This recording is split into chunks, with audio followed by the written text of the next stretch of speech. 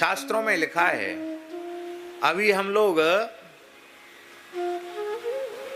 प्रयाग जाएंगे, तीर्थराज प्रयाग, महाकुंभ पर्व है। उस महाकुंभ पर्व के समय लघु भारत नहीं, एक प्रकार से लघु विश्व वहां उपस्थित होने वाला है।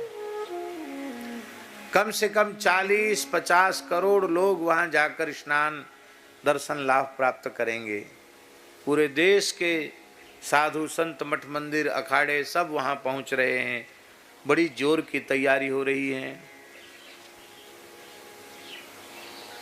और बहुत से लोग तो कुंभ पर्व पर स्नान करने जाते हैं ना, तो सोचते हैं कि जैसे संक्रांति का स्नान है तो संक्रांति के एक दिन पहले पहुंच जाएंगे, फिर पहुंच जाएंगे। अब वहाँ भीड़ ज़्यादा हो गई तो भीड़ का वो है ना, कैपेसिटी कितनी है, सामर्थ्य कितनी है हटने की।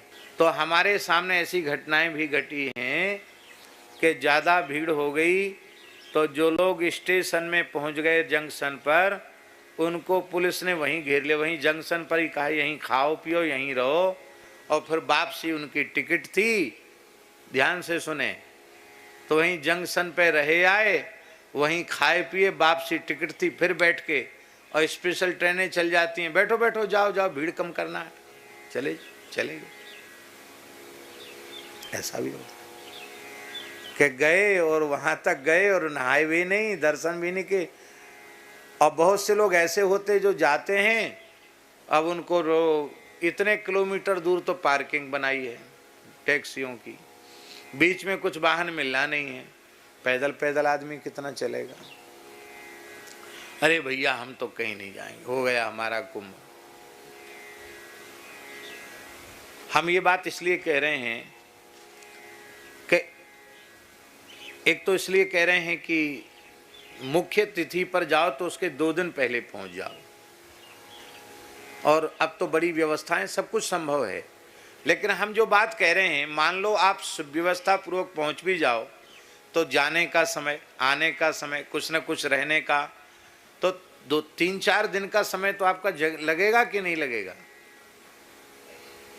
समय भी लगेगा, श्रम भी होगा, धन का व्यय भी होगा। होगा कि नहीं होगा। यहाँ पंखा चला रहे हो, वहाँ कंबल रजाई से भी हु करना पड़ेगा, वहाँ इतनी ठंड है वहाँ।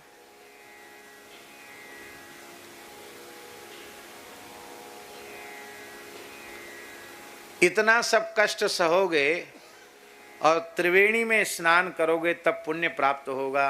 अब हम जो बात कह रहे हैं, आर्ष वचन, भगवान व्यास कह रहे हैं, गो माता के पीछे पीछे चलकर जो गो गाय के खुरों से उड़ी हुई रज, वो जब किसी व्यक्ति के ऊपर पड़ती है तो उसे त्रिवेणी स्नान का पुण्य प्राप्त हो जाता, कुंभ स्नान का पुण्य प्राप्त हो जाता। अब ले साहब,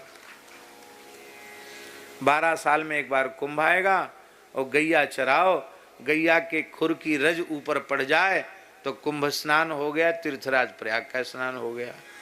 2 पैसा भी खर्च नहीं हुए। इतनी महिमा है गौ सेवा की। और समस्या तो यही है, क्लिष्ट साधन ही लोगों को लगता है कि हाँ हमने कुछ किया, हमें कुछ पुण्य मिला। सरल साधन करने पर लोग अरे कुछ नहीं, राम राम करने में क्या। अरे भैया, एक राम नाम के पुण्य की बराबरी सभी वैदिक कर्म एक साथ हजारों बार किए जाएं, उनसे जन्य जो पुण्य होगा वह पुण्य, और एक बार श्री राम नाम के उच्चारण का पुण्य, उस पुण्य के 16वें अंश की बराबरी कोई सत्कर्म नहीं कर सकता। पर इस नाम में प्रीति किसको है, नाम में विश्वास किसको है। माई मेरे श्याम लगो